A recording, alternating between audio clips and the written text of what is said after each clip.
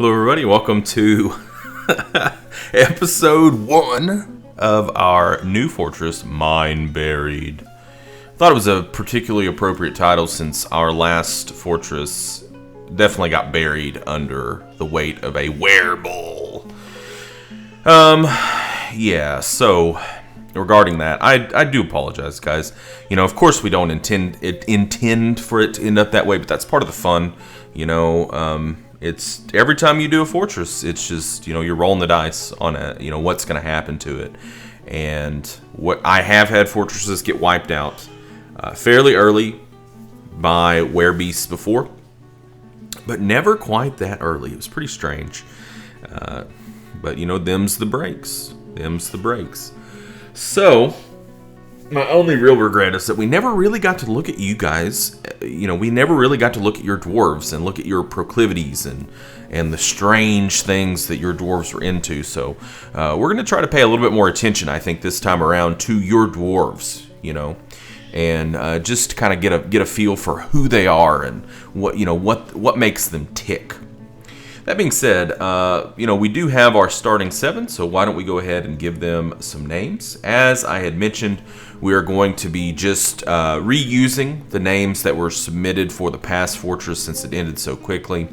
And also, if you're watching this video and you feel like you want to get in on the action, just leave a name below and we'll get you in. So, all right, well,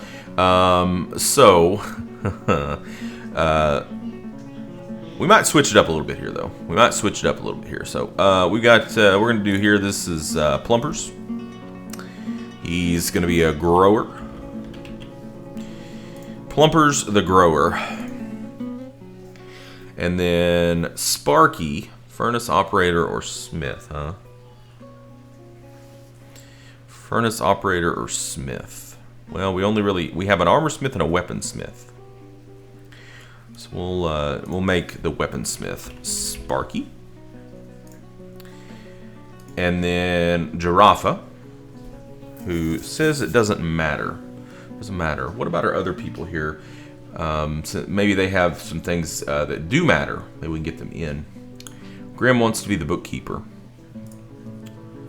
So if we look here at... okay, so Sparky, yeah, you can't be the blacksmith. Sorry, Sparks. You're going to have to be the armorer.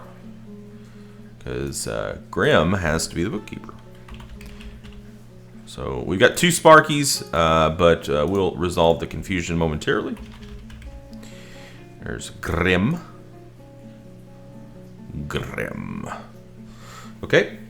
And... so I'm just looking at the first 7 here. 1, 2, 3, 4, 5, 6, 7. Okay. So the only other person that cared was Bresden, who wanted a man. So we've got Domas here. Could make... could be Bresden. Bresden, the minor brewer. And then we'll just go from the top. So this person, this mason cook. This is kind of funny because this exactly, or it's close to what it was before for Giraffa. Giraffa was a mason before, and then the other mason showed up and was also the cook. Yeah, the Giraffa, don't be confused. Giraffa is definitely the glue that holds this fortress together. And then we have, 2 more spaces here. So we've got Gulgnach. Wait, did I spell that right? Gulgnach. Sound like an orc spy. Are you a spy, Gulgnach?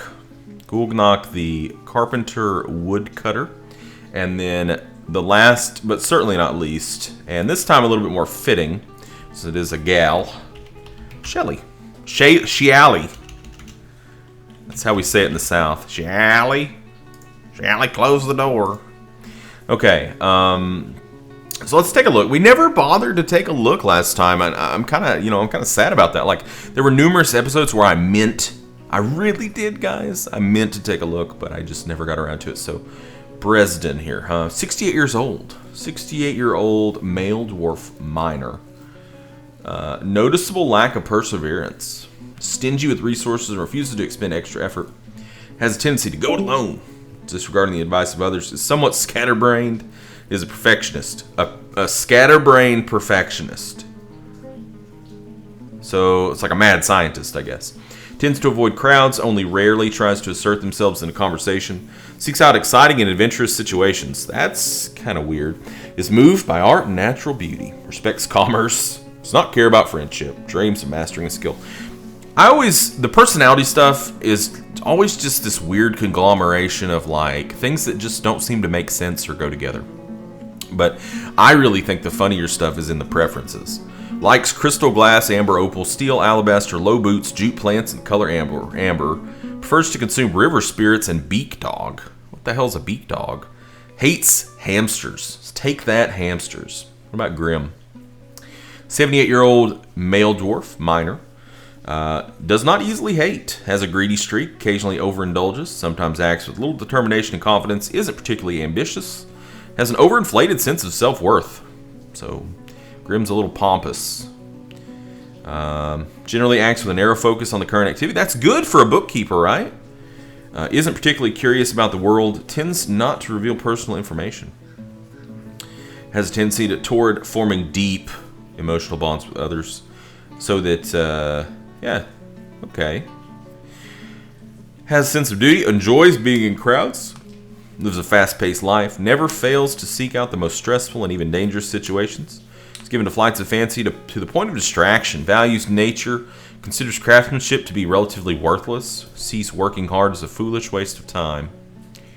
Well, that's not good. You're our weaponsmith. Dreams of creating a great work of art. Likes pomegranate tree wood, brown... Wait a second. What? Are you an elf? Brown zircon, copper, alabaster crutches, and breastplate crutches. What? Really?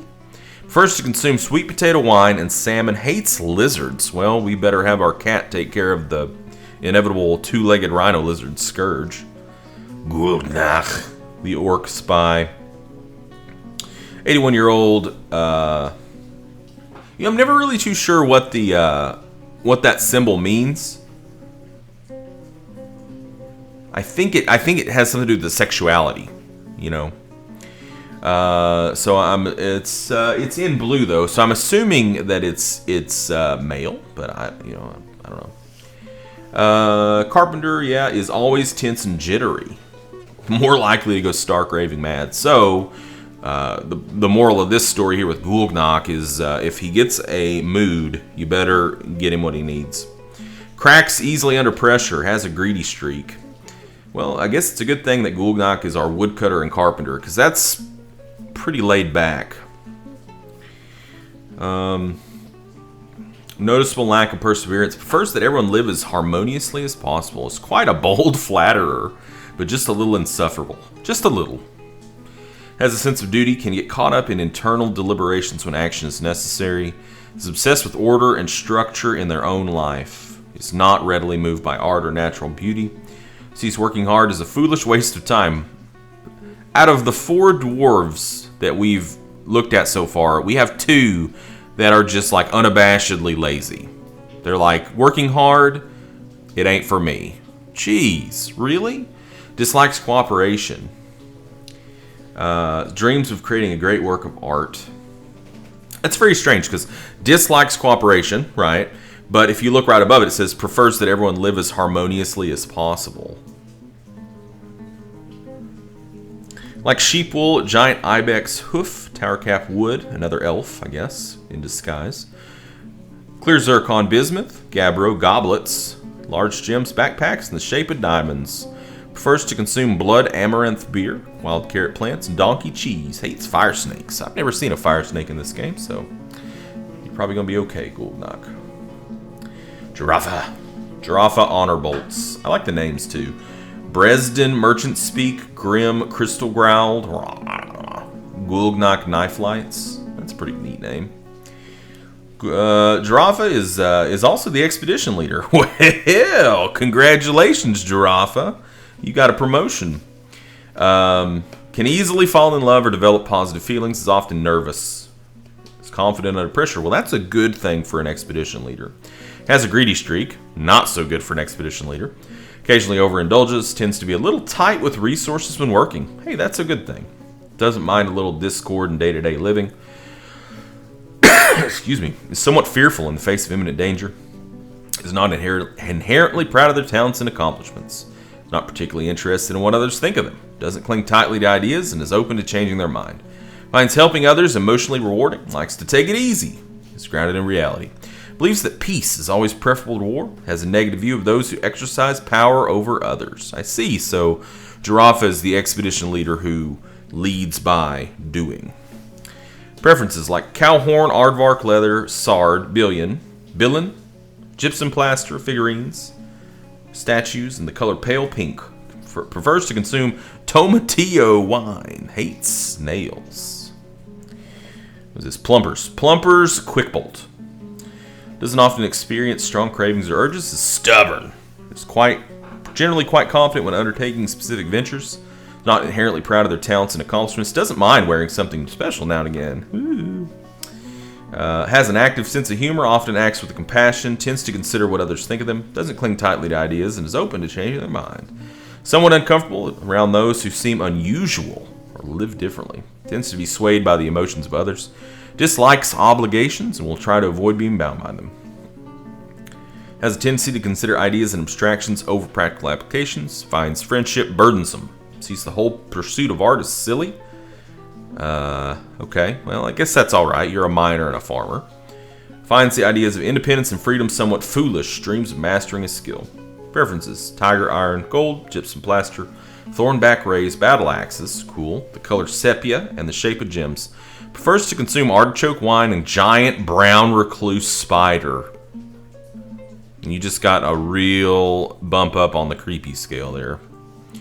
Hates moon snails. So not just snails, moon snails. Shelley, the mechanic, is dour as a rule. Is often nervous. We've got a lot of nervous dwarves. Doesn't handle stress well. Occasionally overindulges. Is not careful with resources and spends unnecessary effort. Doesn't mind wearing something special now and again. Tends to hang on to grievances. Is very rarely moved by curiosity. Has a sense of duty. Tries to keep things orderly. Actively avoids exciting or stressful situations. Has a tendency to consider ideas and abstractions over practical applications. Doesn't really value merrymaking. Respects fairness. Dreams of raising a family. Likes jute plant fiber fabric.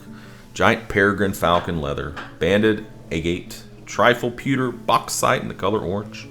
Prefers to consume barley wine. Hates the snails. The snail scourge. And last but not least, Sparky Oiled Beach. Often feels envious of others. Often feels discouraged. Is slow to anger. Likes to brawl, though. Slow to anger, so, it takes a lot. But loves to throw down. Nice. Tends to be a little wasteful when working. Is a friendly individual, but likes to brawl. Don't forget him. Lacks confidence in their abilities. So they like to brawl, but they're not sure if they're going to win. Is not inherently proud of their talents and accomplishments. Thinks they're fairly important in the grand scheme of things. Generally acts impartially and is rarely moved to mercy. Can occasionally lose focus on the matter at hand. Is a pessimist. Doesn't try to get things done perfectly. Can sometimes act without deliberation. Doesn't seek out excitement. Doesn't particularly care about craftsmanship. Dreams of raising a family. Likes feather tree wood, gray chalcedonies, copper stoneware, purring maggots. What's a purring maggot?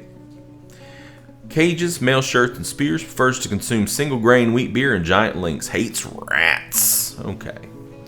Well, that was cool. And for everybody else that's on the list, don't worry. You'll be in very, very soon. Oh. Yeah. Okay. I think... Yeah, I'm going to just leave hauling on for everybody just right now. All right, so in our last episode, we did kind of take a look around, and we found out that our soil layer is just like it was last time. It's up. So what's going to happen in here is probably what I'm thinking is like this area over here, specifically right in here, is going to end up being our farms. We're probably going to have like a tunnel through here. I mean, we could maybe do some small-scale farming here to start and then spread out this way. Pardon me. But the vast majority of our fortress is going to be up here. Now, we have a lot less room. A lot less room. So it's going to force us to be very, very tight and compact with everything. Now, we could do the same thing we did last time with irrigation, but as you can see, we don't really have a whole lot of water here, and it's pretty far away. So I think I would rather not. Okay. Giant Wolverine, yeah, we knew about that. We did bring 3 dogs this time and a cat. So first things first. Whoops, wrong way. First things first. Let's So it's pretty steep. You can see it's a pretty steep climb. Man, you know, I really wish it would have been closer. But you can't farm in clay. Can't farm in clay. But clay, could always build with clay blocks. We could make clay houses. Adobe. One good thing, we do have a lot of tetrahedrite, like immediately available to us. Sandy clay, yeah, can't plant in that. What's that? Dense dry satin tail. Is that like a grass maybe? Yeah. So yeah, our only option is to go up here because this is where the silt loam is. All right. So first thing we need to do is we need to get our pastures set up. So let's set up a pasture here and just put it just like over here. Something like that. We'll pasture up the water buffalo, bull, and the horse. And then we're going to make another pasture, just like we did last time, around the wagon. And that's going to be where we're going to put the dogs and the cat for now, because that's where our supplies are. Then we need another, we need a garbage dump. So we'll put the garbage dump, say, I don't know, like here. Doesn't have to be very big for now. D for dump. And then we need to set up a refuse stockpile on top of that. And then we need to go into the refuse stockpile and we need to turn off skulls, bones, shells, teeth, horns, hooves, wool. Doop. Doop. Okay, well, I guess we should get to chopping down some trees. We have a lot of trees, and that is a good thing. So we're just going to start chopping. We're going to be chopping for a while. Just keep it busy. I'm going to keep it away from the wagon. Don't want anything crazy to happen. But yeah, I'm going to mark a ton of trees here. Because as you guys know, we're going to be pretty busy digging for a minute. I think I completely forgot to start my timer again. You know, I do that.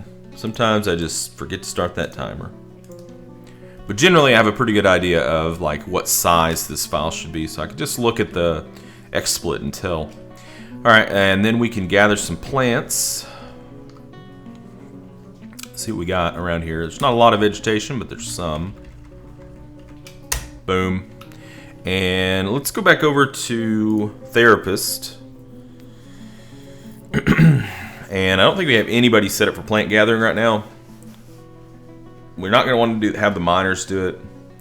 Our woodcutter can't do it, but like Giraffe here, it's not going to have really much else to do. So we can set up Giraffe for plant gathering, and we can set up Shelly. Yeah, Shelly for plant gathering, just for now. Then we need to go into our nobles screen. Boop. And let's see. Bookkeeper, Grim. Manager, Grim. Chief Medical Dwarf, Miss Shelley. Broker, Giraffe. Giraffe! Beautiful. And then I guess we'll go back into the Oh, I did set the timer. All right, nice. Okay. And then go in here and we'll set this for highest precision, but nothing will be done until we get that desk down. So where are we going to? So we got all that done. Now we need to plan out. I'm glad that we have quite a few trees, and they're big too, big trees. I don't know if that affects like how much wood you get out of it though. We could. All right, we could go in, say, through here. Since this is kind of a thin point anyways, and we know that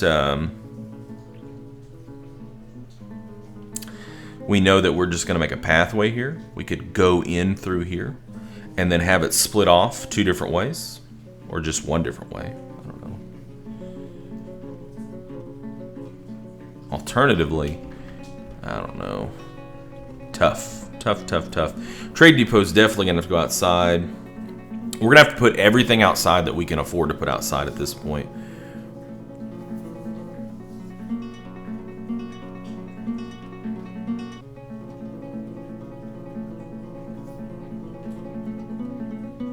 Yeah.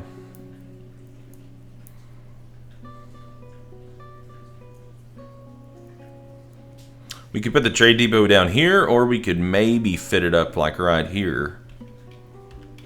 Let's see. Nope. Nope. Sure can't. Sure cannot. It could go... Well, if we took out that tree, we could put it right there. That kind of makes sense. I want to keep it as close to the entrance as I can, you know. But then again, this would also be would have been a decent place, I think, to put the butcher and the tanner. But you also kind of want to have the butcher and the tanner next to the refuse. So, all right, let's mark that tree to get chopped down. I'm gonna put the do that one too. I'm gonna put the trade depot right there, and then we're gonna go in. I think here. We're gonna go in here, and what we'll do is initially we'll probably do farms like right here, just to start off with. And then up here is going to be the majority of everything else. Sheesh, it's not a lot of room, but you know what? It's a challenge for a reason. We're going to have fun with it. We are going to have some fun. Hopefully not the capital FUN type, at least not right off the bat, but if that's what the game wills, if that's what Armok wants, that's what Armok gets. So, all right, guys, thank you so much for joining me in this episode, this new series. Since it is a new series, it's very, very, very helpful if you guys like it and share it and all that rigmarole. So yeah, be helpful if you want to. It's not a big deal. I'll see you in the next video, guys. Until then, game on.